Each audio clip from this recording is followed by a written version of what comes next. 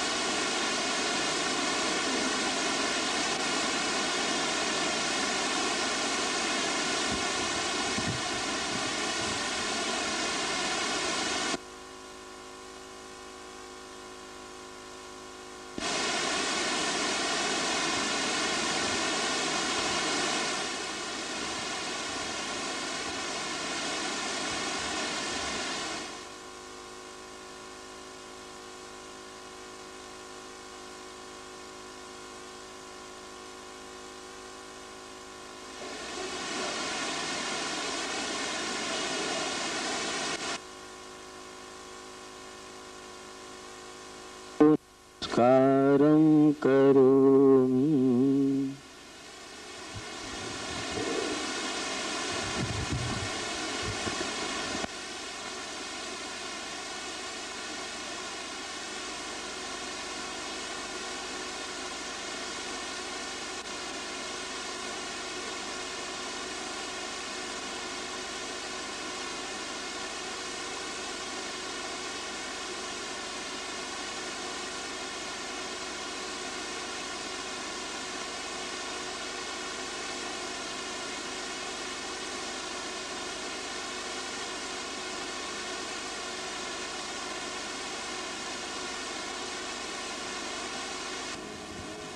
સૌને નમસ્કાર।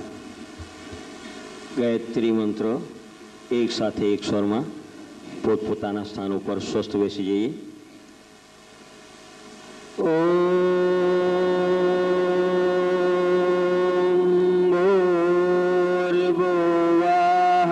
स्वाहा तत्सवितुर्वरेण्यं भर्गो देवस्य धीमहि धियो यो नः प्रचोदयात्। गुरु वंदना, गुरु प्रार्थना। ओम गुरु ब्रह्मा गुरु विष्णु गुरुदेवो महेश्वर गुरु साक्षात् परब्रह्म तस्मै श्री गुरुवे नमः। त्वमेव माता च पिता त्वमेव त्वमेव बन्धु च सखा त्वमेव त्वमेव विद्या द्रविणं त्वमेव त्वमेव सर्वं मम देव देव त्वमेव सर्वं मम देव देव त्वमेव सर्वं मम देव देव। આજના કાર્યક્રમની શરૂઆત કરવા માટે સ્વામીજીને પ્રાર્થના કરું છું, વિનંતી કરું છું।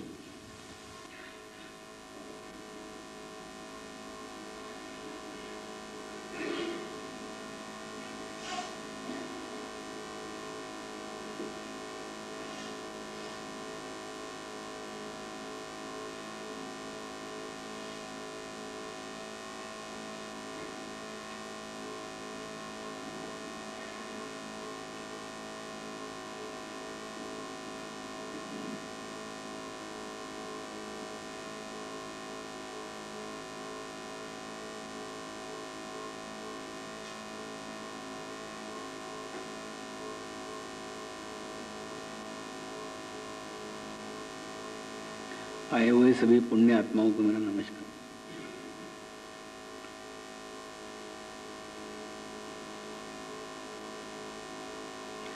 आज के कार्यक्रम की शुरुआत एक शिवाजी महाराज के कहानी से कर रहे हैं।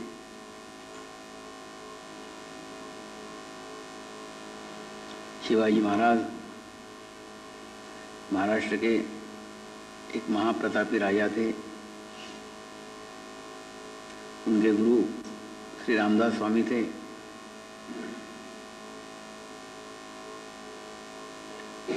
और गुरु का एक परम कर्तव्य होता है कि अपने शिष्यों पे ध्यान रखे, अपने शिष्यों पे नज़र रखे, कहीं वो अपने मार्गों से विमुक्त तो नहीं हो रहे हैं। ऐसे ही एक बार जब स्वामी जी का चित्त शिवाजी महाराज पे गया तो उन्हें पता चला कि शिवाजी महाराज को अहंकार हो गया है, ईगो हो गया है। उन्होंने शिवाजी महाराज के अहंकार को दूर करने के लिए आगे की घटना घटित की। एक किले का निर्माण कार्य चल रहा था। वहाँ पे बड़ी बड़ी शिलाओं को, बड़े बड़े पत्थरों को तोड़ करके छोटे छोटे पत्थर बनाए जा रहे थे, छोटी छोटी शिलाएं बनाई जा रही थी। उनसे किले का निर्माण कार्य चल रहा था। वहाँ पे स्वयं शिवाजी महाराज भी सभी निर्माण कार्य देख रहे थे। ऐसे जगह स्वयं रामदास स्वामी पहुँचे। शिवाजी महाराज ने जैसे स्वामी को आते हुए देखा, उन्होंने तुरंत उनकी चरण वंदना की, नमस्कार किया। नमस्कार करने के बाद स्वामी जी एक पत्थर पे बैठ गए और उन्होंने एक विशिष्ट पत्थर की तरफ संकेत करके कहा, शिवा इस पत्थर को धीरे धीरे तोड़ना शुरू करो। शिवा इस पत्थर को धीरे धीरे छाटना शुरू करो। दो मजदूरों को ला करके उस पत्थर को धीरे धीरे तोड़ना शुरू किया।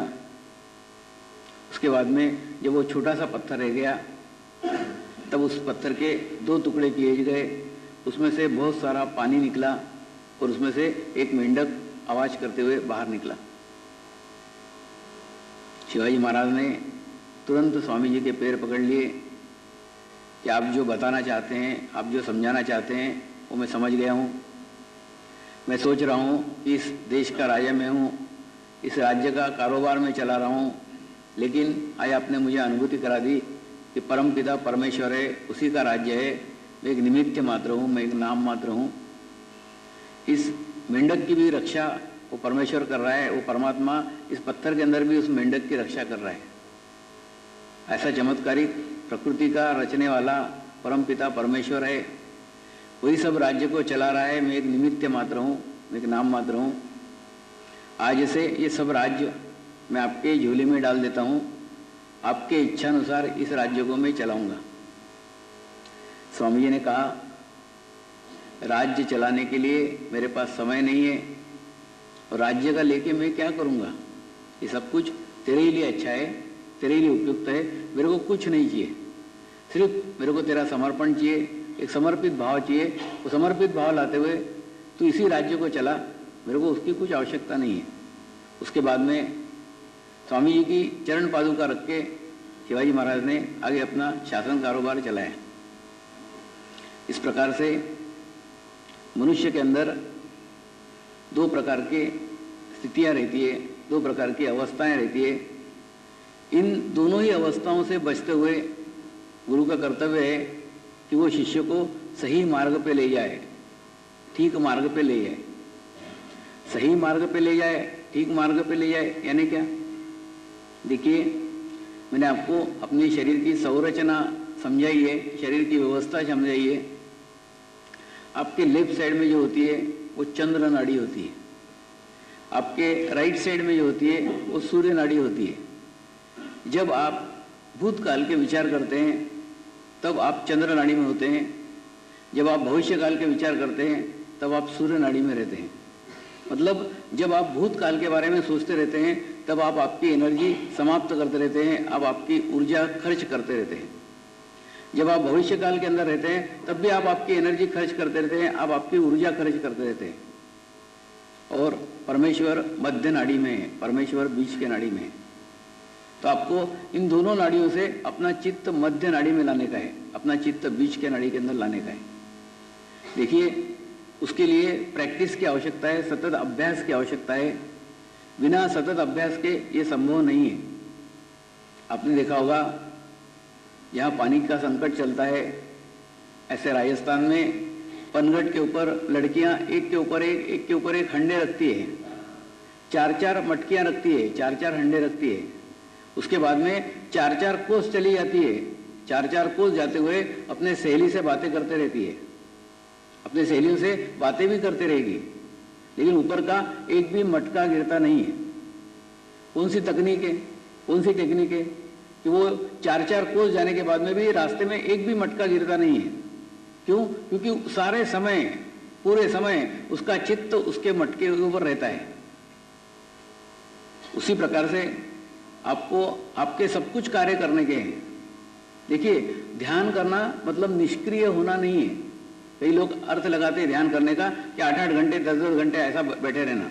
मैं ऐसा बैठे रहने को आपको नहीं कह रहा हूँ। आप एक आधे घंटे मेडिटेशन कीजिए, आधे घंटे ध्यान कीजिए और बाकी समय ध्यान में ही रहिए। अब ध्यान में ही रहिए मतलब क्या? जैसे वो लड़कियां अपनी प्रैक्टिस करती है कि सब सहेली से बातें करते हुए भी अपना चित्त हंडे के ऊपर रखती है, ठीक उसी प्रकार से आपको आपके दैनिक जीवन में सब कुछ कार्य करने के हैं, सभी कार्य करने के हैं जो आपके परिवार के अंदर है। वो सब कार्य, सब जवाबदारियां, सब करते हुए पूर्ण करने के हैं। और सब करते हुए आपका चित्त परमेश्वर की तरफ ही होना चाहिए। आपका, जैसे वो लड़कियों का चित्त उन हंडों के ऊपर रहता है, उन मटकियों के ऊपर रहता है, उसी प्रकार से सब कार्य करते हुए आपका चित्त परमेश्वर के ऊपर होना चाहिए। लेकिन ये कैसे संभव होगा? ये सतत अभ्यास से संभव होगा। कल से जब सवेरे 6 बजे आप उठो तो उठने के बाद में तुरंत घड़ी देखो कितने बजे हैं, सुबह के 6 बजे हैं। ठीक है, 6 बजे मेरा चित्त कहाँ है, मेरा अटेंशन कहाँ है? तुरंत आपको मालूम पड़ेगा आप कुछ तो भी भूतकाल के विचार कर रहे हैं, आप जो कुछ हो गया है उसके बारे में सोच रहे हैं। तो ऐसे जब आप भूतकाल के विचार करेंगे तुरंत आप आपके चित्त को समझाओ, जो हो गया वो हो गया ना। अब भूतकाल के बारे में विचार करके आज क्या होने वाला है, छोड़ो, मूर्ख सही के बातें कर रहा है, चल छोड़ पीछे की बात।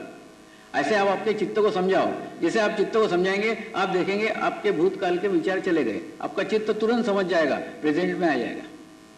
उसके बाद में फिर सवेरे 7 बजे अपने आप को चेक करो, 1-1 घंटे से चेक करो, सवेरे 7 बजे फिर चेक करो आप कौन से विचार कर रहे हैं। फिर अगर आपको लगा कि आप फिर भूतकाल के विचार कर रहे हैं, तुरंत फिर चित्त को समझाओ कि समझाए ना एक बार, बार बार पीछे की बातें मत कर करके, फिर वो प्रेजेंट में आ जाएगा। उसके बाद में ऐसा लगा कि फिर 8 बजे आप अपने आप को चेक करो। 8 बजे अगर आपको लगा कि आपको भविष्य की चिंता सता रही है, भविष्य के बारे में विचार कर रहे हैं, तो तुरंत अपने चित्त को समझाओ, अरे मूर्ख, कल किसने देखा है, कल के बारे में क्यों विचार कर रहा है, आज में रहे, प्रेजेंट में रहे, वर्तमान में रहे। ऐसा जब बार बार आप आपके चित्त पे नजर रखोगे, बार बार आप आपके चित्त को संभालोगे, तो आप देखेंगे आपका चित्त बीच में रहना सीख गया है। देखिए, आप जैसे परदेश जाते हैं, परगांव जाते हैं, लेकिन घूम के बाद में अपने ही घर में आ जाते हैं, ठीक उसी प्रकार से ये चित्त कभी भूतकाल में जाता है, कभी भविष्य काल में जाता है, लेकिन बाद में लौट के उसको बीच में ही आने का है, मध्य में आने का है। आप जितना बीच में लाएंगे उतनी आपकी स्थिति अच्छी होगी। कुछ लोगों की स्थिति पेंडुलम सरी की रहती है। पुरानी आपने घड़ियाल देखी होगी, इसके अंदर एक पेंडुलम लगा रहता है। वो पेंडुलम कभी भूतकाल में जाता है, कभी भविष्य काल में जाता है, भूतकाल में जाता है तो भविष्य काल में जाता है। और 4-4 घंटे ये लोग पूजा करते रहते हैं, लेकिन 4-4 घंटे भूतकाल के विचार करते रहते हैं, भविष्य काल के विचार करते रहते हैं। तो ये 4 घंटे के पूजा के अंदर उनका चित्त परमेश्वर के पास कभी भी नहीं रहता है, क्योंकि परमेश्वर मध्य नाड़ी में है, परमेश्वर बीच के नाड़ी में है। जब तक आपका चित्त, आपका अटेंशन मध्य नाड़ी में नहीं आता, आपका चित्त बीच के नाड़ी में नहीं आता, आपका परमेश्वर के साथ कोई संबंध नहीं है। तो परमेश्वर के संबंध लाने के लिए आपको मध्य नाड़ी में आना पड़ेगा। ये पूरा साइंटिफिक है, पूरा मेडिकल के तरीके से है। देखिए, आपकी ये जो चंद्र नाड़ी है, चंद्र नाड़ी अगर आपकी कमजोर है, आपको भूतकाल के विचार आ रहे हैं, इसका अर्थ है आपके शरीर में प्रोटीन तत्व की कमी है। कई लोग मेरे पास आते हैं, मैं उनको बोलता हूँ तुम्हारी चंद्र नाड़ी खराब है, तुमको भूतकाल के विचार आते हैं। हाँ आते हैं ना, फिर तेरे शरीर में प्रोटीन तत्व की कमी है। स्वामी जी मैं तो प्रोटीन का ये खाता हूँ वो खाता हूँ। अरे खाता है और निकालता है, लेता कुछ नहीं ना, इसीलिए तेरा चंद्र नाड़ी वीक है। आप क्या खाते हैं उससे लेना नहीं है, आप क्या लेते हैं, क्या ग्रहण करते हैं। अगर आपकी चंद्र नाड़ी खराब है, आप कितने भी प्रोटीन तत्व खाइए, वो प्रोटीन तत्व आपके बदन को लगेंगे नहीं, क्योंकि क्या है, लेने की क्षमता ही समाप्त हो गई है। तो चंद्र नाड़ी आपकी प्रोटीन तत्व से संबंधित है। उसके बाद में आपकी जो सूर्य नाड़ी है, ये सूर्य नाड़ी आपके कार्बोहाइड्रेट से संबंधित है। आपके शरीर में अगर कार्बोहाइड्रेट तत्व की कमी हो गई है तो आपकी सूर्य नाड़ी वीक हो जाएगी। अगर आपका लीवर गर्म है तो कुछ दिन आप सिर्फ चावल खाइए, सिर्फ चावल के अंदर आपके लीवर को ठंडा करने की क्षमता है। आप अपने आप को बैलेंस कर सकते हैं, आप अपने आप को संतुलित कर सकते हैं। आप जैसे शादियां करने के लिए लड़के लड़कियों की पत्रिका मिलाते हैं, उस पत्रिका से भी ज्यादा महत्वपूर्ण है ये नाड़ियां। देखिए ये स्थिति दोनों की मिलना चाहिए, अगर नहीं मिलती है तो विरोधाभास होता है। कैसा होता है मैं आपको बताता हूं। अगर पति भी चंद्र नाड़ी वाला है, मतलब भूतकाल के विचार करने वाला है, रोने वाला है, और उसके बाद में उसके लिए लड़की भी आपने ऐसी चुनी जो भूतकाल के विचार करने वाली है, चंद्र नाड़ी वाली है, और दोनों की अगर आपने शादी कर दी तो क्या होगा, जब कोई समस्या आएगी, कोई प्रॉब्लम आएगी, दोनों गला फाड़ के रोने को बैठेंगे। क्यों? क्योंकि दोनों चंद्र नाड़ी वाले हैं। और जब चंद्र नाड़ी वाले लड़के की शादी चंद्र नाड़ी वाले लड़की के साथ होती है तो दोनों की चंद्र नाड़ी वीक हो जाती है, दोनों कमजोर हो जाते हैं। और ऐसे ही अगर एक सूर्य नाड़ी वाली कमजोर वाली लड़की की शादी एक सूर्य नाड़ी कमजोर वाले लड़के से करेंगे तो क्या होगा। सूर्य नाड़ी कमजोरी का अंतिम लक्ष्य है अहंकार। दोनों के अंदर इतना अहंकार रहेगा, इतना ईगो रहेगा, दोनों झगड़ते ही रहेंगे, जन्म भर झगड़ते रहेंगे। क्यों? क्योंकि कोई भी मानने को ही तैयार नहीं है, कोई भी एक दूसरे की बात मानने को तैयार नहीं। दोनों जने मेरे मुर्गी की 3 टांग, मेरे मुर्गी की 3 टांग, दोनों ही लड़ेंगे। फिर कैसा होना चाहिए? एक चंद्र नाड़ी वाला होना चाहिए, एक सूर्य नाड़ी वाला होना चाहिए। मतलब जीवन में कोई समस्या आ गई तो एक रोने बैठ गया, दूसरा कहता ठीक है होगा, जो होगा देखा जाएगा, रो मत। उसके बाद में एक अगर अहंकारी है तो दूसरा उसको झेलने की क्षमता होने वाला चाहिए। ऐसा होगा तो दोनों की गाड़ी चलेगी, नहीं तो नहीं चलेगी। एक बार एक सेंट्रल स्कूल का टीचर एक लड़की का फोटो लेके मेरे पास आया। उसने ये नहीं बताया कि मेरा लव अफेयर चल रहा है, वो बताया कि मैं बहुत सारी लड़कियां देख रहा हूं, वैसे इस लड़की से भी शादी करना चाहता हूं, इससे शादी करूं क्या। मैंने फोटो देखा, फोटो देखते ही मैं समझ गया कि मामला गड़बड़ है। मैंने उसको बोला ये लड़की से अगर शादी की तो जिंदगी भर एक एक दिन तरसेगा, एक एक दिन तेरे को निकालना मुश्किल हो जाएगा। लेकिन उसने नहीं बताया कि उसी लड़की से उसको शादी करने की है। बाद में उसी लड़की से उसने शादी की, वो लड़की दिल्ली की थी। और उसके बाद में दिवाली के दिन मेरे को नमस्कार करने को आया, दोनों पति पत्नी आए। आने के बाद मेरे को बोलते स्वामी जी आपने जो बोला है ना बिल्कुल सही है, एक एक दिन काटना मुश्किल हो रहा है, क्या करूं। मैंने बोला अब निभा, अब क्या करेगा, तेरे को जब पहले समझाया था तब नहीं समझा, अब बोल रहा है क्या करूं, अब कोई मार्ग नहीं, अब निभा। प्रॉब्लम क्या थी, वो लड़की उसकी ट्रांसफर करने के लिए उसको परेशान कर रही थी, बोली गुवाहाटी से ट्रांसफर दिल्ली करा ले। अब कोई ट्रांसफर हाथ में है क्या। तो बाद में वो लड़की उसको छोड़ के चली गई, मैं तो मेरी पीआर जा रही हूँ, तेरी ट्रांसफर हो जाता आ जाना, उसको बाद में छोड़ के चले गए। तो एक एक दिन निकालना उसका मुश्किल हो गया था। ये क्या रहता है, ये एक चंद्र नाड़ी वाला है, एक सूर्य नाड़ी वाला है, तो दोनों की स्थिति अच्छी होगी। एक अंधा और एक लंगड़ा, मतलब एक को चलते नहीं आ रहा है, दूसरा रास्ता नहीं दिख रहा है, तो ऐसी जोड़ी होगी तो दोनों की चलेगी। लेकिन दोनों ही लंगड़े हो गए तो क्या हो गया, दोनों ही अंधे हो गए तो क्या हो गया। दोनों के एक ही दोष नहीं होना चाहिए, सेम दोष नहीं होना चाहिए, समान दोष नहीं होना चाहिए, दोनों के चक्र एक ही पकड़े नहीं होना चाहिए। एक हृदय चक्र पकड़ी हुई लड़की की शादी एक हृदय चक्र पकड़े हुए अगर लड़के से हो जाती है, एक पत्रकार की हुई थी, मैंने उनको बोला था तुम्हारा टेंशन और बढ़ जाएगा। दोनों का टेंशन बढ़ गया क्योंकि दोनों हार्ट के वीक थे, दोनों का हृदय चक्र पकड़े हुए थे। तो ऐसे अगर पकड़े हुए की शादी होती है तो क्या होता है, वही दोष वृद्धिगत हो जाता है, बढ़ जाता है, एक और एक 11 हो जाते हैं, और उसके जीवन में फिर प्रॉब्लम निर्माण होना चालू हो जाते हैं। तो ये सब कुछ जानकारी आपको होना चाहिए। उस जानकारी के आधार पे अगर शादी होती है तो शादी सक्सेसफुल होती है, सफल होती है। अब जिनकी हो गई है उसमें कुछ नहीं, अब मेडिटेशन करो, ध्यान करो, सब ठीक हो जाएगा। अब उसमें से कुछ नहीं कर सकता। अब एक भी अगर उसमें से मेडिटेशन करता है, एक भी उसमें से ध्यान करता है, तो भी दोनों की स्थिति अच्छी हो जाएगी। इसलिए पहले मेडिटेशन करो, फिर ध्यान करो, ध्यान करने के बाद में सब कुछ ठीक हो जाएगा। तो सब बातें संतुलन की, सब बातें बैलेंस की। अगर आप बैलेंस में हैं तो आपके किए हुए सब जो प्रयत्न हैं वो बैलेंस में रहेंगे। क्योंकि जब आप प्रेजेंट में रहेंगे, जब आप वर्तमान में रहेंगे, तो वर्तमान में रहना ही ध्यान है, प्रेजेंट में रहना ही ध्यान है। जैसे वो दरवाजा खुला हुआ है, वहां पे वो भैया बैठे हैं, उनके हाथ में कोई तलवार नहीं है, उनके हाथ में कोई लकड़ी नहीं है, लेकिन कोई भी चोर अंदर नहीं आएगा। क्यों नहीं आएगा? कोई तो भी देख रहा है, कोई तो भी बैठा है। उसी प्रकार से आप अपने छाती के ऊपर बैठो और देखते रहो आप कहां जा रहे हो, कौन से विचार कर रहे हो, भूतकाल के विचार कर रहे हो कि भविष्य काल के विचार कर रहे हो। जैसे सतत देखते जाओगे, सतत निरीक्षण करोगे, आप देखोगे आपको विचार आना ही बंद हो गए। भूतकाल के भी विचार नहीं आएंगे, भविष्य काल के विचार नहीं आएंगे। देखिए, जैसे आप मेडिटेशन करने लग जाते हैं, आप ध्यान करने लग जाते हैं, तो क्या होता है? जैसे आपको आदत है 10-10 मिनट का विचार करने की, तो एक ग्राफ बनता है आपके शरीर के अंदर। 10 मिनट का विचार आया, बराबर जैसे आपको आता है वैसे आएगा। जैसे वो कंट्रोल के दुकान में, राशन के दुकान में लोग लाइन लगा के खड़े रहते हैं, ऐसे आपके दिमाग में विचार लाइन लगा के खड़े रहते हैं। एक खत्म हुआ, दूसरा आया, दूसरा खत्म हुआ, तीसरा आया, एकदम बम्बार्डिंग चल रहा है। तो ऐसा बराबर आएगा। पहला विचार 10 मिनट का आएगा, और वो 10 मिनट का विचार आने के बाद में दूसरा विचार आएगा, लेकिन वो ग्रेजुअली छोटा आएगा। पहला 10 मिनट का, दूसरा 9 मिनट का, क्योंकि मेडिटेशन करने लग गए आप। फिर क्या होगा? वो दोनों विचारों के बीच में एक गैप आएगी, 1 मिनट का विलंब आएगा। उसको योग के भाषा में विलंब कहते हैं। मतलब 1 मिनट ऐसी स्थिति प्राप्त होगी जब आपके मन में कोई विचार नहीं है। अभी तो लाइन लगी हुई है, लेकिन मेडिटेशन करेंगे तो ये निर्माण होगा। और ये निर्माण होकर जैसे जैसे ध्यान करेंगे तो क्या होगा? आपके विचारों की तीव्रता कम हो जाएगी। 10 minute, 9 minute, 8 minute, 7 minute, 6 minute, 5 minute, 4 minute, 3 minute, 2 minute, 1 minute. उसके बाद में वो जो विलंब है, जो पहले 1 मिनट है, वो बढ़ते जाएगा। 1 मिनट, 2 मिनट, 3 मिनट, 4 मिनट, ऐसे करके बढ़ते जाएगा। और बढ़ते बढ़ते बाद में विलंब ही रह जाएगा। एक विचार शून्यता की स्थिति आपको प्राप्त हो जाएगी। आप सब कुछ काम निर्विचारता में करेंगे, प्रेजेंट में रहेंगे। कभी कोई विचार आपको पास्ट के नहीं आएंगे, कोई विचार आपको फ्यूचर के नहीं आएंगे। आप प्रेजेंट में रहते हुए, आप वर्तमान में रहते हुए कार्य करेंगे। और जब वर्तमान में रहते हुए कार्य करेंगे, आप उत्कृष्ट कार्य करेंगे, सर्वश्रेष्ठ कार्य करेंगे, क्योंकि आपने आपके पूरे कार्य क्षमता के साथ वो कार्य किया हुआ है।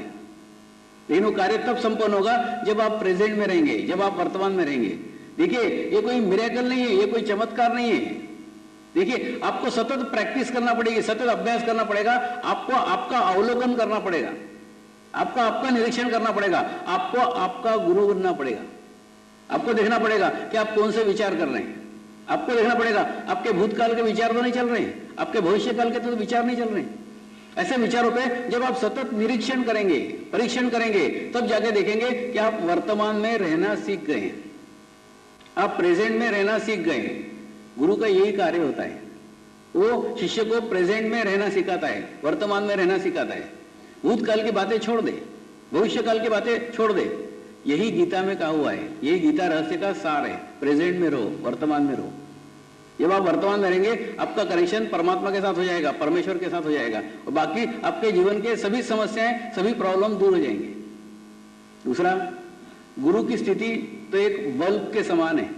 जैसे आपके घर में एक 100 पावर का बल्ब लगा रहता है, आप उसको अगर साफ नहीं करती है, स्वच्छ नहीं करती है, तो बल्ब तो 100 पावर का रहता है, लेकिन वो आपको लाइट देता है 40 का। क्यों? क्योंकि वो गंदा करके रखा है, उसको साफ नहीं किया है आपने, स्वच्छ नहीं किया है। अगर आप उस बल्ब को स्वच्छ करती है, साफ करती है, तो 100 पावर का बल्ब 100 पावर का लाइट देगा। उसी प्रकार से गुरु की शक्तियां तो एक जैसी रहती है, 100 पावर की रहती है, लेकिन आपकी श्रद्धा से आपको चमकाना पड़ता है, साफ करना पड़ता है, शुद्ध करना पड़ता है। जैसे आप शुद्ध रखेंगे बल्ब को, वैसे ही आपको ज्यादा लाइट आएगी। वैसे ही जैसे आप श्रद्धा रखेंगे, जैसे आप समर्पण रखेंगे, उतने ही आपको उतने अच्छे पावर्स मिलेंगे, उतनी अच्छी शक्तियां मिलेंगी। तो गुरु एक मार्गदर्शक है, लेकिन वो उसका एक लिमिटेशन है, मतलब वो आपको रास्ता बता सकता है। कल मैंने आपको बताया इलेक्ट्रिशियंस का रोल है, लेकिन आगे का रोल आपको ही करना पड़ेगा, आपको स्वयं करना पड़ेगा। गुरु ने बीजारोपण किया है, लेकिन वो बीजारोपण को आपको खाद डालना पड़ेगा, आपको श्रद्धा का पानी डालना पड़ेगा, सींचना पड़ेगा, मेहनत करना पड़ेगा, तब जाके उसमें से वृक्ष का निर्माण हो सकता है। आप सोचेंगे ऐसे ही बीज डाल दिया, उसको कुछ नहीं देखा, तो कुछ नहीं होगा। आपको उसके ऊपर मेहनत करना पड़ेगी, और एक बड़े पुण्य के कार्य के कारण आपको एक चीज मिली है, लेकिन मिलने के बाद में कोई भी चीज ऐसे ही मिल गई तो उसका महत्व कम हो जाता है। इसको महत्व को कम मत समझिए। देखिए, जैसे एक आधे डॉक्टर ने आपको एक गोलियां दी कि ये गोली सवेरे खाओ, ये गोली शाम को खाओ, और आपसे बहुत पैसा लिया, तो आप बराबर याद रख के खाते, अरे बहुत महंगी गोलियां हैं, सुबह खाए शाम को आए, सुबह खाए शाम को आए, भले उससे फायदा हो नहीं, वो तो पूरी बोतल तो लेना ही पड़ेगी, डॉक्टर साहब ने बोला है पूरी बोतल। उसी प्रकार से आपको 45 दिन तक रेगुलर ध्यान करना पड़ेगा। आपका ध्यान लगे या न लगे, आपका मेडिटेशन हो या ना हो, आपको रेगुलर 45 डेज तक मेडिटेशन करने का है, ध्यान करने का है। और वो ध्यान करने के बाद में फिर आप आपका निर्णय लीजिए कि आपको करना है कि नहीं करना है। आपको अच्छा लगे करिए, नहीं अच्छा लगे मत करिए। आप अभी जो ध्यान की पद्धति कर रहे हैं, बाद में उसको कंपैरिजन करिए, तुलना करिए। ये चीज अगर आपको अच्छी लगी ये करिए, वो चीज अगर आपको अच्छी लगी वो करिए, कुछ भी करिए। आप किसी भी मार्ग से परमेश्वर तक पहुंचे, ये मेरी शुद्ध इच्छा है। मार्ग कोई भी हो, गुरु कोई भी हो, सब एक ही है, गुरु तत्व एक ही है, सब मार्ग एक ही जगह पहुंचते हैं। वो स्थिति है निर्विचारता की स्थिति। आपको किस मार्ग से अच्छा लग रहा है, कौन सा मार्ग आप अपना रहे, वो आप अपना देखिए। आपको जो सूट कर रहा है उस मार्ग से पहुंचिए। सब मार्ग अंत में एक ही रास्ते पे जाके पहुंचते हैं, एक ही जगह जाके पहुंचते हैं। फिर बाद में जो कुछ होता है वो गुरु कृपा में होता है। अब गुरु कृपा में होता है मतलब क्या है? देखिए, गुरु कृपा में होता है मतलब गुरु जैसा जैसा प्रसन्न होते जाएगा वैसे वैसे आपकी स्थिति अच्छी होती जाएगी। अब गुरु प्रसन्न होते जाएगा मतलब क्या? ये शरीर प्रसन्न होते जाएगा। लोग मेरे को प्रसन्न करना चालू कर देते हैं, मेरे को प्रसन्न मत करो। देखिए, प्रसन्न करना मतलब एक शरीर के साथ में एक सूक्ष्म शरीर का निर्माण हुआ है। जब गुरु एक किसी को शक्ति संक्रमित करता है, किसी शक्ति को शिष्य को संक्रमित करता है, तो साथ में एक सूक्ष्म शरीर का निर्माण करता है। एक सूक्ष्म शरीर निर्माण करता है, उसके लिए स्पेशल, ये इस शिष्य के लिए, इस शिष्य के लिए, सबके लिए अलग अलग है। लेकिन वो जो सूक्ष्म शरीर है उसके साथ में आपका रिलेशंस कैसा है, आपकी स्थिति कैसी है, आपका ध्यान कैसा है, उसी के द्वारा उस शरीर का डेवलपमेंट होता है। जैसे 4 जगह बीज बोए, एक ने खत पानी दिया, उसमें से वृक्ष निकला, 3 जनों ने नहीं दिया, नहीं निकला। उसी प्रकार से गुरु तो सबको एक जैसा डालेगा, एक जगह बीज डालेगा, सबको एक जैसे सूक्ष्म शरीर दिए। उस सूक्ष्म शरीर को आपको डेवलप करने का है, आपको बढ़ाने का है। आप बढ़ाएंगे तो होगा, नहीं बढ़ाएंगे तो नहीं होगा। उस सूक्ष्म शरीर के साथ जिनका रिलेशन हुआ है उनको वो सूक्ष्म शरीर दिखने लग गया है, इतनी उनकी स्थिति हो गई है। लेकिन उसके लिए आपको मेहनत करना पड़ेगी, आपको प्रयास करना पड़ेगा। वो सूक्ष्म शरीर सतत आपको गाइड करेगा, सतत आपका मार्गदर्शन करेगा। आप आंख बनकर जैसे पलक झपकाते हो उतने स्थिति में आपका उससे संबंध हो जाएगा। लेकिन ये तब होगा जब आपने उसको डेवलप किया हुआ है। उस वृक्ष के आम आपको तब खाने को मिलेंगे जब उस बीज का आपने वृक्ष बनाया है, तभी ये प्रोग्रेस हो सकती है, तभी ये प्रगति हो सकती है।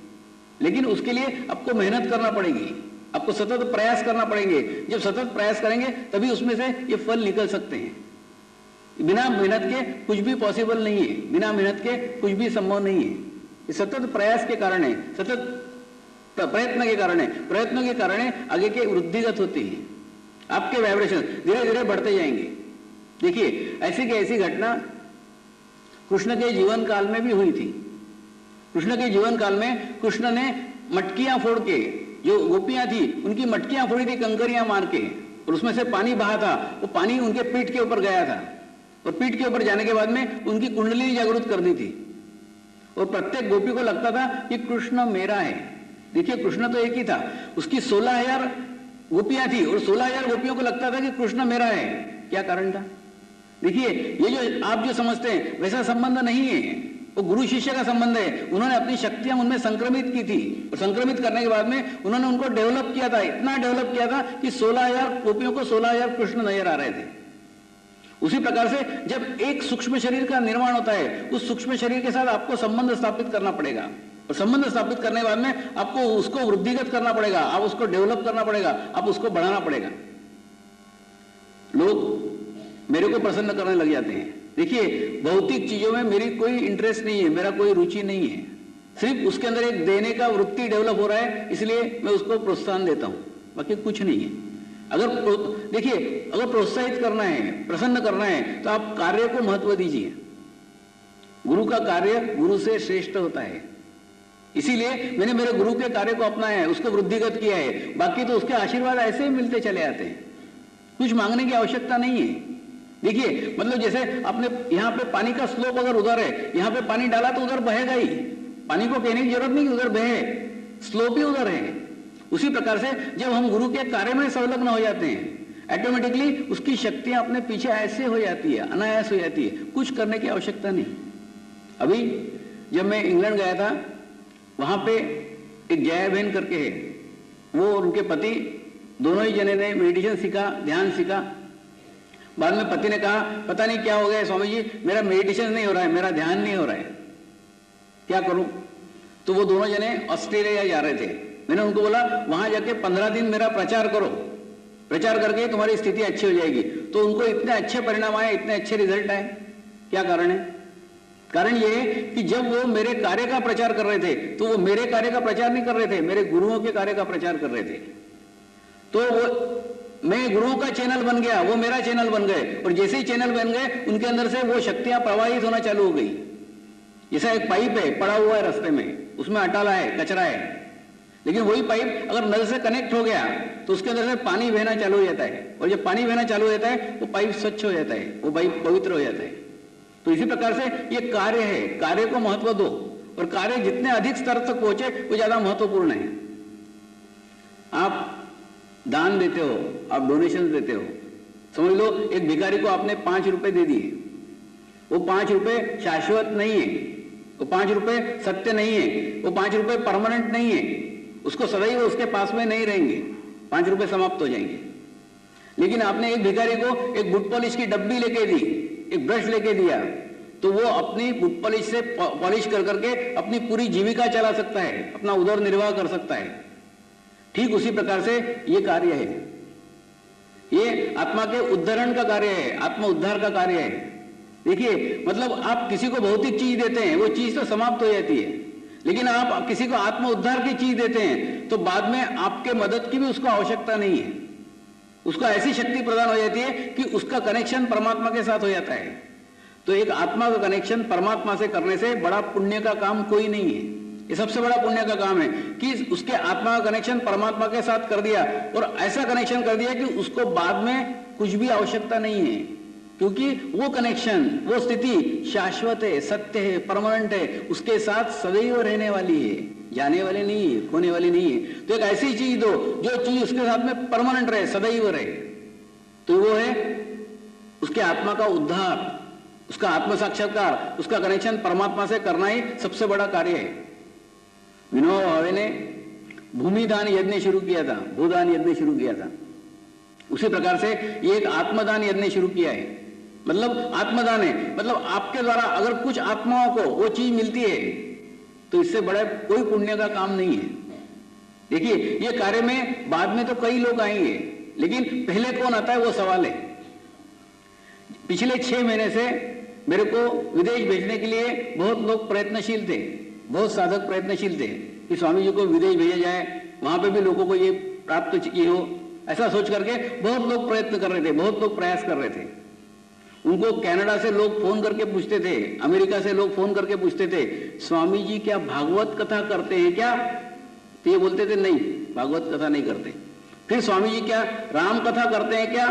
नहीं, स्वामी जी राम कथा नहीं करते। फिर स्वामी जी क्या करते हैं? बोले पता नहीं क्या करते हैं, लेकिन बहुत अच्छा करते हैं। तो इनको बताते नहीं आ रहा था, उनके समझ में नहीं आ रहा था। ऐसी स्थिति थी, कोई स्पॉन्सर करने को तैयार नहीं था, क्योंकि वो विषय ही समझ में नहीं आ रहा था किसी के कि ये करते क्या है, और इनको बताते नहीं आ रहा था। क्योंकि इसमें बताओ ना, मैं कोई राम कथा लेके नहीं बैठता हूँ, कोई भागवत कथा लेके नहीं बैठता हूँ, कोई कथा भी तो नहीं लेके बैठता, कोई पोथी भी तो नहीं लेके बैठता, तो बताएंगे क्या? उनको तो यही मालूम था कि ऐसा कोई तो भी कथा करने वाले होंगे, तो ऐसा कुछ नहीं था। लेकिन अनेक लोगों ने प्रयत्न किए, अनेक लोगों ने प्रयास किए। उसके बाद में एक कन्हू भाई है, वो कन्हू भाई ने प्रयास किया, उन्होंने प्रयत्न किया, उन्होंने अपने बहन को समझाया वो स्वामी जी तो इंग्लैंड में आने ही वाले हैं, उनको कोई नहीं रोक सकता, क्योंकि बहुत सारे लोग प्रयास कर रहे हैं, तू मेरी बहन है, मेरी इच्छा है ये पुण्य का काम तेरे हाथ से हो जाए। तो उन्होंने उनके ऊपर फोर्स किया, उन्होंने उनके ऊपर जबरदस्ती की, और उनके मत्थे मेरे को मढ़ा, और मरने के बाद में वहां पे 4 शिविर हो गए, 4 कार्यक्रम हो गए, और कई लोगों तक वो चीज पहुंची। उसके बाद में आज ये स्थिति कि 120 देशों से बुलावा आया हुआ है, 120 देश ये कार्य करना चाहते हैं। अब स्पॉन्सर लेटर की कुछ जरूरत नहीं, ढेर लग रहा है स्पॉन्सर लेटर के। लेकिन पहली बात थी कि पहली कौन करता है। देखिए कैसी परिस्थिति बदली। अब कनाडा से फोन आते हैं, वो स्वामी जी कुछ भी करते हो भेज दो।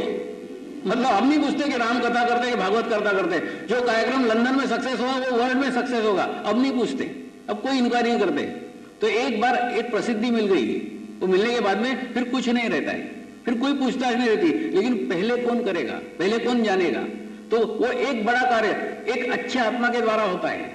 तो उसी प्रकार से जैसे यहाँ पे दांडी में एक आश्रम की इच्छा हुई है, परमेश्वर की संकेत है कि यहाँ पे कार्यक्रम होना चाहिए, किसके हाथ से होगा पता नहीं, कौन माध्यम है पता नहीं, लेकिन बाद में तो कई आएंगे। शुरुआत कहाँ हो रही है, कौन शुरू कर रहा है, यहां से शुरुआत है। बाद में तो अनेकों देशों से लोग आएंगे, लेकिन फिर शुरुआत कहाँ हो रही है, शुरू कौन हो रहा है? अभी थियोसॉफिकल सोसाइटी के अंदर बुलावा आया हुआ है, उनके 120 कंट्रीज के अंदर संबंध है, 120 देशों में वो बुला रहे हैं। क्यों? देखिए, भारतीय लोगों को एक अभिमान है। जब मैं वहां पे गया बहुत खुश हुए, बहुत प्रसन्न हुए। वहां पे सनातन मंदिर के अंदर लिस्टर के अंदर कार्यक्रम हुआ। सनातन मंदिर के लिस्टर के जो चेयरमैन थे वो बोले मैं 35 साल से सनातन मंदिर चला रहा हूं, यहाँ पे अनेकों महात्मा आए, अनेकों संत आए, अनेकों ज्ञान की बातें मालूम पड़ी है, लेकिन 35 साल में अनुभूति करने वाला पहला संत आया है, पहली बार अनुभूति हुई है। तो वहां पे जब गोरे लोग अट्रैक्ट होते थे, देखिए ज्ञान की बातें करोगे आपसे ज्यादा ज्ञान उनको है, अपने सारे वेद, अपने सारे उपनिषद वो सब घोल के पी गए हैं। अब ज्ञान की बातें करने लगोगे, उन्होंने ज्यादा पढ़ा है अपने से, लेकिन जब अनुभव की बात आई और जब अनुभूति हुई तो वहां पे भारतीयों को एक अभिमान लगा कि हमारे देश से ऐसा कोई आया है कि जो दूसरे को अनुभूति भी करा सकता है। आज के समय में भी ऐसे संत जीवित हैं जो दूसरे को अनुभव करा सकते हैं।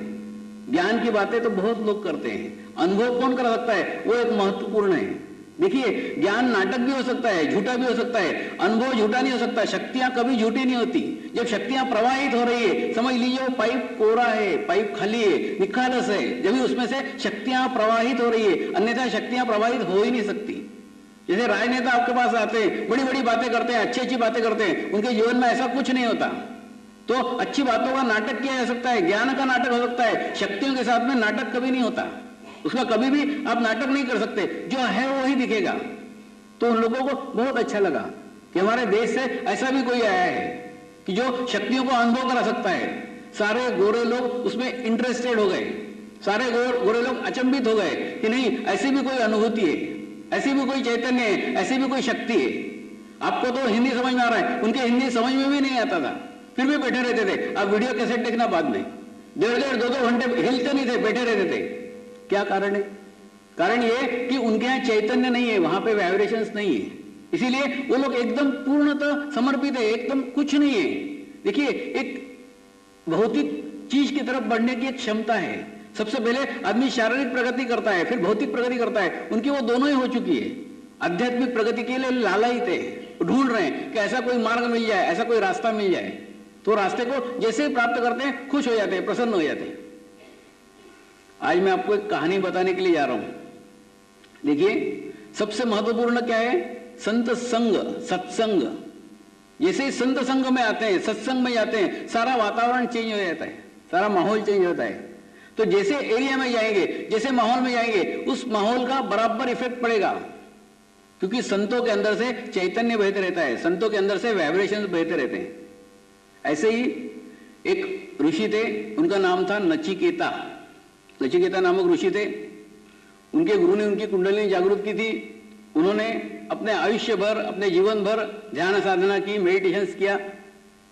उसके बाद में उनकी मृत्यु हुई, और जब मृत्यु हुई तो उनको विमान लेने को आया, स्वर्ग से विमान लेने को आया। उनको बड़े, यमराज ने बोला उनको बड़े आदर सहित सम्मानजनक तरीके से उनको लेके आओ। तो उनको विमान में बिठाया गया।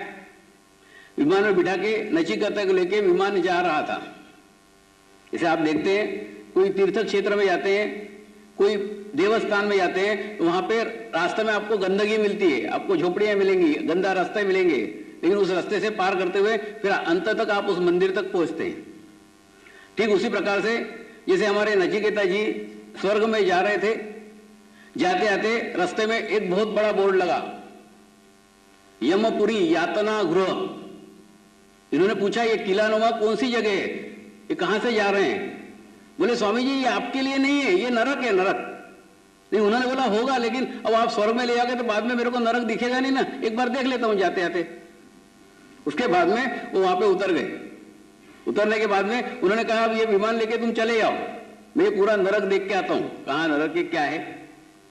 अंदर गए तो वहां पे भी उनको सम्मानजनक व्यवहार मिला, बड़े आदर के साथ, बड़े सम्मान के साथ यमदूतों ने उसको अंदर लेके गए।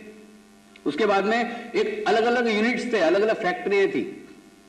जैसे फैक्ट्रियां इंडस्ट्रियल एरिया रहता है वैसे अलग अलग यूनिट थे। एक यूनिट के अंदर एक बहुत बड़ा हॉल था। ये अंदर गए, देखा तो वहां पे लोगों के हाथ काटे जा रहे थे। इन्होंने पूछा ये क्या है? बोले ये लोगों ने चोरी की हुई है इनके जीवन काल में, इसलिए इनको सजा दी जा रही है, इनके हाथ काटे जा रहे हैं। लेकिन जैसे नचिकेता जी अंदर गए, उनके हाथ से चैतन्य बह रहा था, उनके हाथ से परब्रह्म बह रहा था। क्यों? क्योंकि नचिकेता जी का चित्त सहस्त्रार के ऊपर था, अटेंशन सहस्त्रार के ऊपर था। तो पूरे वाइब्रेशंस बह रहे थे, पूरे वेव्स बह रहे थे, और सारे वाइब्रेशन से पूरा वातावरण चैतन्यमय हो गया। हाथ काटने वाले हाथ काटना भूल गए, हाथ कटवाने वालों को कोई दर्द नहीं हो रहा था, कुछ महसूस ही नहीं हो रहा था कि हाथ काटे जा रहे हैं। ऐसा चैतन्यपूर्ण वातावरण पूरे नर्क लोक में हो गया। उसके बाद में उनको दूसरे यूनिट में लेके गए।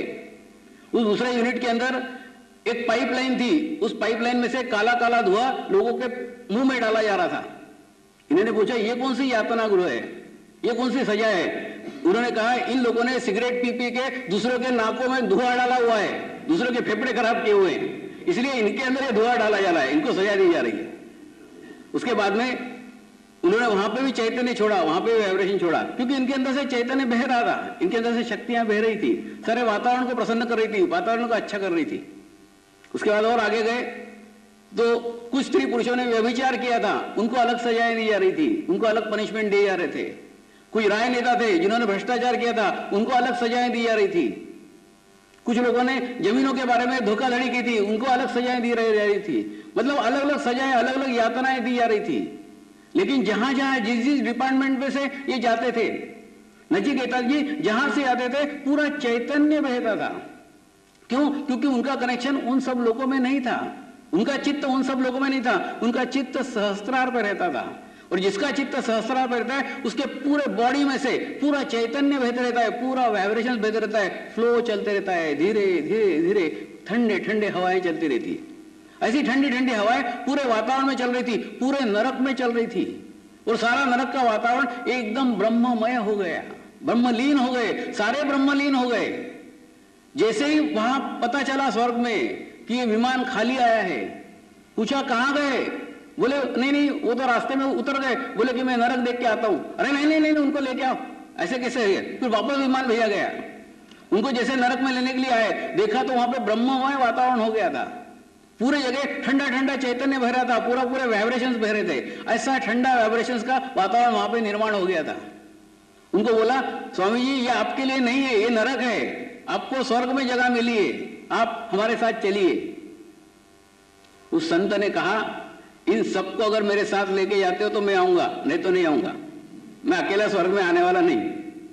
तो तुरंत फिर उन्होंने कहा, सोचा कि अगर इनको नहीं लेके जाएंगे तो ये नरक को अगर स्वर्ग कर देंगे तो फिर नरक कहां रहेगा, सजा कहां देंगे, ये तो अपनी दुकानदारी बंद हो जाएगी।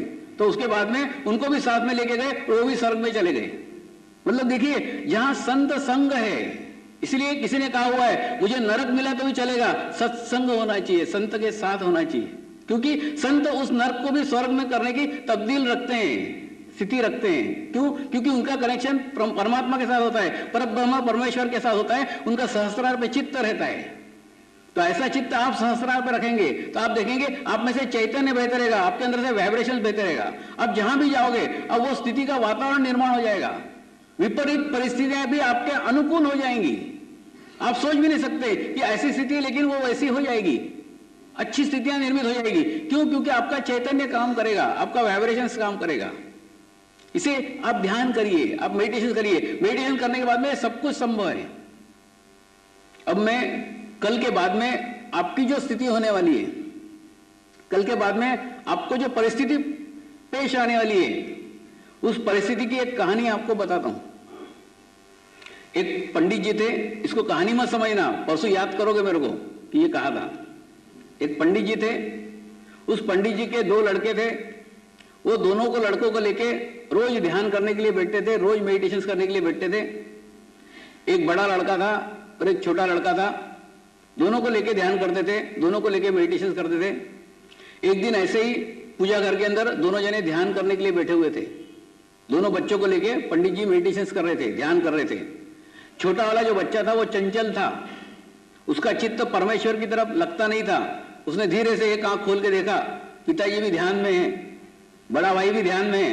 इतना अच्छा अवसर देख करके, इतना अच्छा चांस देख करके उसने चुपचाप उस हॉल के बाहर चला गया, उस मेडिटेशन हॉल के बाहर चला गया, उस पूजा घर के बाहर चला गया और बाहर जाके गिल्ली डंडे खेलने लग गया, क्योंकि उसका चित्त गिल्ली डंडे में था। बाहर जाके गिल्ली डंडे खेलने लग गया। उसके बाद में अकेला गिल्ली डंडे खेलने में मजा नहीं आ रहा था। थोड़ी देर खेल के देखा, लेकिन अकेला मजा नहीं आ रहा था। फिर उसने सोचा चलो बड़े भाई को भी बुलाया जाए और बड़े भाई के साथ में गिल्ली डंडे खेला जाए। फिर बाद में पास के खिड़की में आया और खिड़की में आके उसने बड़े भाई को इशारा किया, बाहर आ जा, बाहर आ जा। बड़े भाई ने भी एक आंख खोल के देखा कि वो बुला रहा है। उसकी भी इच्छा हुई कि गिल्ली डंडे खेलने जाना चाहिए, लेकिन उसने फिर अपने बाप की तरफ देखा अगर मैं उठ के जाऊंगा तो पिताजी अपनी पिटाई करेंगे, पिताजी अपने को डांटेंगे। तो पिताजी के डर के मारे क्यों ना हो, ये बड़ा लड़का वहां से उठा नहीं। वो छोटे भाई ने बहुत प्रयास किए, बहुत प्रयत्न किए, खिड़की में से बार बार इशारे किए, लेकिन इतने इशारे करने के बाद में भी बड़ा भाई अंत तक नहीं उठा। तो बाद में जब छोटे भाई ने देखा कि ये बड़ा भाई उठ ही नहीं रहा है, इतने इशारे कर रहा हूं, इतने संकेत दे रहा हूं, फिर भी जब नहीं उठ रहा है, तो ऐसा करता हूं मैं भी जाके वहां बैठ जाता हूं। अकेला तो गिल्ली डंडे खेलने में मजा ही नहीं आ रहा है, अकेला क्या करेंगे, चलो अपन भी जाके बैठते। तो बाद में छोटा भाई जाके मेडिटेशन करने लग गया, छोटा भाई भी जाके वहां ध्यान करने लग गया। तो ऐसी की ऐसी कहानी परसों से आपके जीवन में होने वाली है।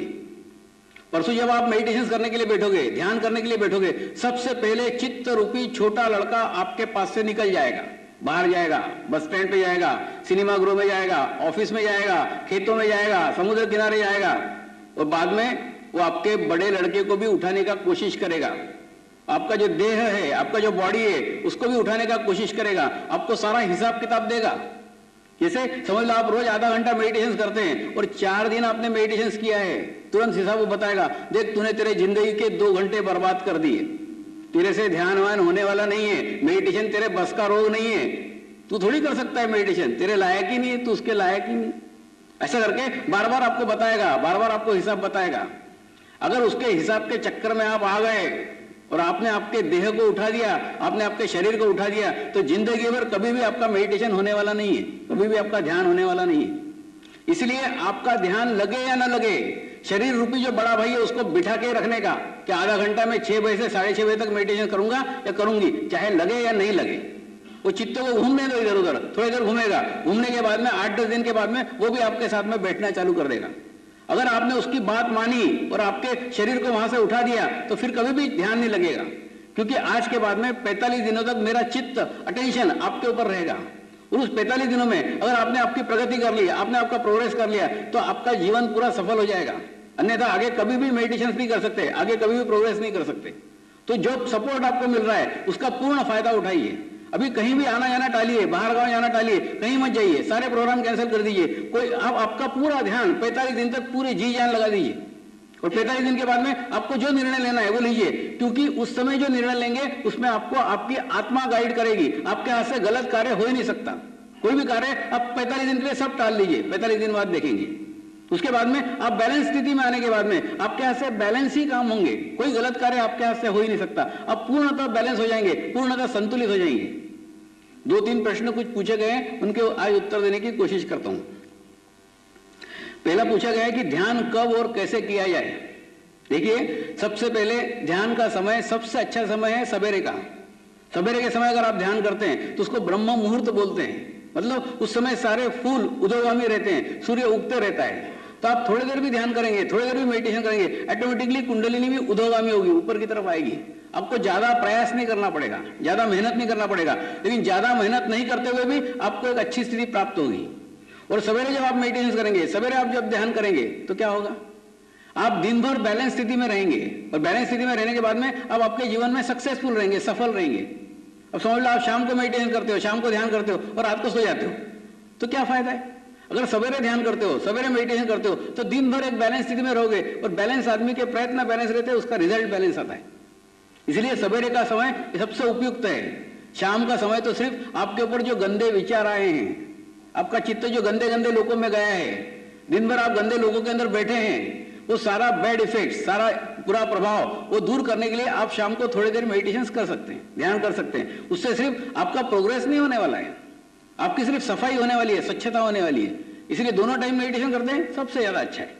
और तीसरा, आंखें बंद कर कर करें कि आंखें खोल करके करें। अगर आंखें बंद कर करके आप सिनेमा हॉल में चले जाते हैं, आंखें बंद करके आप समुद्र किनारे चले जाते हैं, आंख बंद करके बस स्टैंड पे चले जाते हैं, तो आंखें खोल के करो कि आपको एहसास होगा कि आप मेडिटेशन करने के लिए बैठे हैं, आप ध्यान करने के लिए बैठे हैं। जब 100 लोगों के साथ में बैठोगे तो आपको भी एहसास होगा कि आप 100 लोगों में ध्यान करने के लिए बैठे हुए हैं। इसलिए आप आंखें खोल करके करो, जैसे आपकी व्यवस्था है वैसे देखो, आपकी स्थिति क्या है, आपके अनुसार आप ध्यान करो।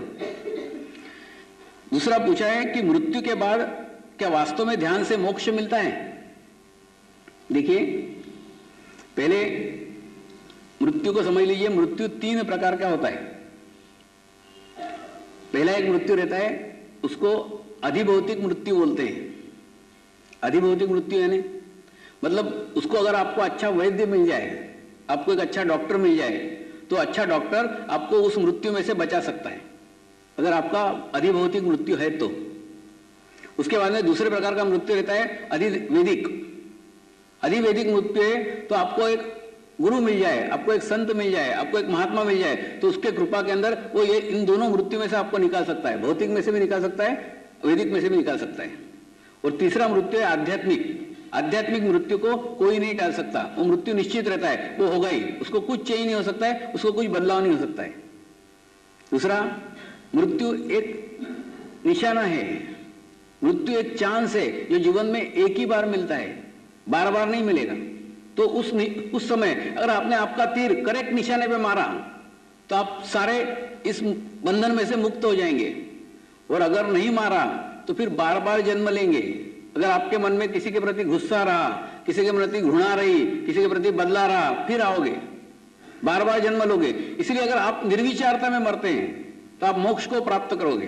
देखिए, मतलब जब आप मेडिटेशन करते हैं, जब आप ध्यान करते हैं, और ध्यान के अंदर जब आपकी वृत्ति होती है तो आपके मन में कोई लालच नहीं रहता है, आपके मन में किसी के प्रति कोई घृणा नहीं रहती, क्योंकि सबको क्षमा कर चुके हैं।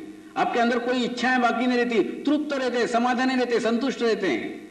ऐसा व्यक्तियों को जब मृत्यु आती है तो मृत्यु आने के बाद में सीधे उनको मोक्ष का मार्ग मिलता है, मोक्ष का रास्ता मिलता है। तो इसीलिए मेडिटेशन के द्वारा, ध्यान के द्वारा मोक्ष की प्राप्ति इस प्रकार से होती है। अब बुद्धिस्ट लोग बोलते हैं, स्वामी जी आप निर्वाण दे रहे हो। निर्वाण यानी मोक्ष, ये निर्वाण का मार्ग है, निर्वाण का रास्ता है। मैं निर्वाण नहीं दे रहा हूं, मैं मोक्ष नहीं दे रहा हूं, मोक्ष का मार्ग आपको बता रहा हूं। आप मार्ग पे चलोगे तो मिलेगा, नहीं चलोगे नहीं मिलेगा। प्राप्त करना आपके हाथ में है, मैंने रास्ता बता दिया है, मार्ग बता दिया है। मार्ग बताने के बाद में आप ही आपका प्रोग्रेस कर सकते हैं, आप ही आपकी प्रगति कर सकते हैं। दूसरा, कई बार ऐसा होता है, अब जैसे वो बोरोली के लोग आए थे, उन्होंने उसका अनुभव देखा था। वहां पे एक बहन थी, उस बहन को जैसे समझ लो एक आत्मा है, उस आत्मा का नंबर आ गया है टिकट लेने का, लेकिन टिकट के समय उसका ध्यान इधर उधर चला गया, और बाद में फिर वो झगड़ने लग जाती है कि नहीं मेरा तो नंबर था, मेरा तो नंबर था। और जब उसका शरीर नहीं रह जाता है तो बाद में वो दूसरे के शरीर को माध्यम बनाती है। ऐसी ये घटना बोरोली में हुई थी। एक बहन थी जिसके अंदर अंबा माता आती थी, और बाद में जैसे ही नमस्कार करने को आई, मेरे सामने ड्रम शरीर का रोल रोल गोल गोल घूमने लग गई। उसके बाद में उसके स्वादिष्टान चक्र के अंदर एक बाधा थी, वो बाधा धीरे धीरे धीरे धीरे ऊपर की ओर आने लग गई, और जैसे ही सहस्रार के ऊपर वो बाधा आई, मैंने पानी वाइब्रेट किया, जैसे ही डाला एकदम उठ के बैठ गई, नमस्कार किया, चले गई। दूसरे दिन सवेरे फिर आई, जहां पे मैं रुका था वहां पे फिर आई, साथ में सास को लेके आई, उसके बाद में ससुर को लेके आई, पति को लेके आई, और बाद में आके मेरे 5 मिनट तक पैर पकड़ के बैठी रही। बाद में बोली, स्वामी जी आज तो नहीं मैं लोट लगा रही हूं, कल तो मैं लोट लगा रही थी। मैंने बोला जो लोट लगा रही थी वो चली गई, अब तू नहीं लोट लगाएगी। तो बोले क्या? बोले जो कुछ था वो निकल गया। तो सास बोली, ये बोलती थी मेरे अंदर अम्मा आ रही है, अम्मा आ रही है, और पीटती थी मेरे को। अम्बा क्या पीटती क्या सास को? और बोले मेरे को बोलती कि अम्बा आ रही है, अम्बा आ रही। मेरे को मालूम था निश्चित कोई ना कोई बाधा है, ये भी मेरे को मार रही है। नहीं तो सास ससुर को पीटती है और बोलती है कि अम्बा आ रही है, अम्बा आ रही। तो ऐसी कोई ये नहीं रहती है, मृत आत्माएं माध्यम बनाती है। तो ऐसे माध्यम बनने का कुछ आवश्यकता नहीं है। आप ध्यान करिए, आप मेडिटेशन करिए, इस सब मार्ग से मोक्ष मिल सकता है। वो आपको माध्यम बनाती है, वो मीडिया बनाती है। उसको बराबर मालूम था कि एक स्वामी के सामने जाएगी, इस स्वामी के द्वारा अपने को मोक्ष मिलेगा, अपने को मुक्ति मिलेगी, इसलिए उसने उसके शरीर को माध्यम बनाया था, मीडिया बनाया था, और कुछ नहीं था। एक आदमी ने पत्र लिखा है, मैं 10 मंत्रों का रोज मालाएं करता हूं, करना छोड़ दूं क्या? अरे बाबा, मैं शराब पीने को छोड़ने को मना नहीं कर रहा हूं, तेरी मंत्र की माला काय को मना करूंगा? देखिए, मैं कुछ छोड़ने के लिए कह ही नहीं रहा हूं, मैं कह रहा हूं जोड़ो। योग यानी जोड़ना, आपको आपके जीवन के अंदर जोड़ने का है। मैं कुछ भी छोड़ने के लिए नहीं कह रहा हूं। लेकिन देखिए, जहां आप 10 मंत्र की जाप कर रहे हैं, इसका मतलब आपका एक भी मंत्र के ऊपर विश्वास नहीं है, क्योंकि एक मंत्र पे करते तो 9 नहीं करते ना। देखिए, पहली बात तो परमेश्वर का एक माध्यम है, जहां आप 10 जगह करेंगे वहां एकाग्रता कहीं नहीं होगी। आप एकाग्रता एक जगह रखिए, आपके मन को केंद्रित करने के लिए एक मार्ग है।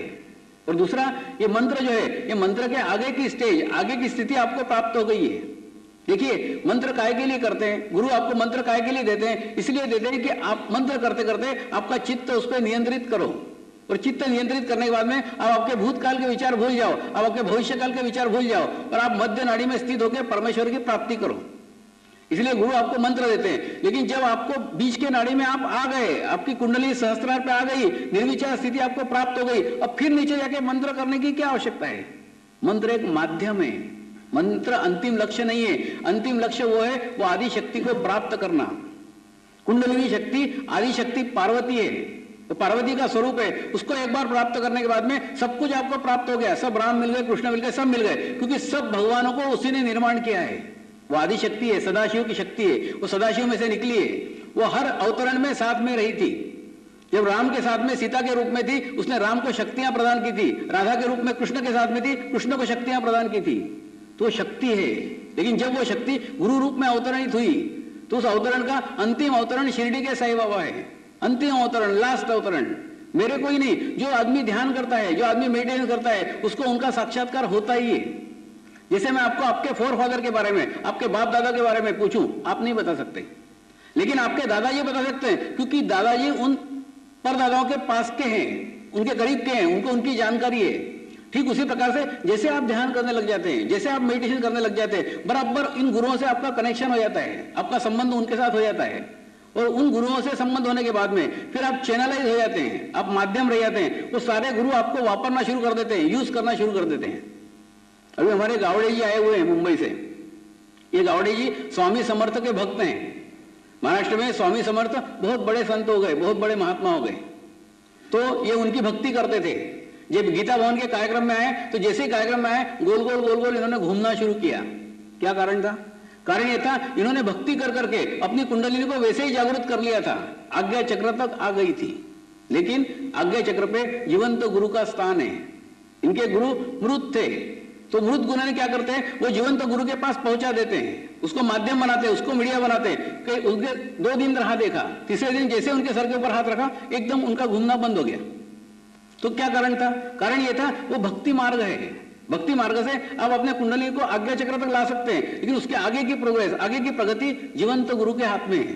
देखिए, जैसे आपका एक लड़का अमेरिका में पढ़ रहा है, उसको कुछ समस्या आ गई, उसको कुछ प्रॉब्लम आ गई, तो आप यहाँ बैठ के कुछ कर सकते हैं क्या? नहीं कर सकते। फिर आप क्या करेंगे? जो अमेरिका में आपका मित्र है उसको बोलेंगे, मेरे लड़के को जरा देखना, क्योंकि वो मित्र आपके लड़के के ज्यादा पास है, तो ज्यादा अच्छे तरीके से उसको देखभाल कर सकता है। ठीक उसी प्रकार से ये मृत गुरुओं का रहता है।